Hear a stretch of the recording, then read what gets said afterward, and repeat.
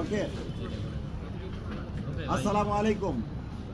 আগত সাংবাদিক বন্ধুদেরকে ধন্যবাদ জানিয়ে দেশের বিভিন্ন জায়গায় যে ন্যাক্কারজনক হামলা হচ্ছে তার প্রতিবাদ এবং চলমান রাজনৈতিক প্রেক্ষাপটকে সামনে রেখে মঞ্চ 24-এর আজকের এই সংবাদ সম্মেলন।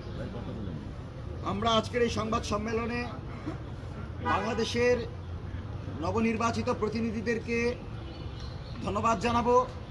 তাদের কাছে আমাদের প্রত্যাশার কথা, জনগণের প্রত্যাশার কথা ব্যক্ত করব এবং চলমান রাজনৈতিক প্রেক্ষাপটে নতুন সরকারের কী ধরনের ভূমিকা হওয়া উচিত এবং বিরোধী দল সহ ভিন্ন মতের মানুষদেরকে নিয়ে কিভাবে আগামীর সুন্দর সুনির্ভর বাংলাদেশ বিনির্মাণ করতে পারে সেই জায়গাতে আমরা আজকে আপনাদেরকে জানাবো এবং সে বিষয়ে কথা বলার জন্য আজকে আমরা আপনাদেরকে ডেকেছি।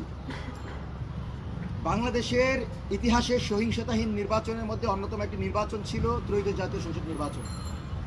আমরা লক্ষ্য করেছি দুই একটি বিচ্ছিন্ন ঘটনা ছাড়া অত্যন্ত সুষ্ঠু, অবাধ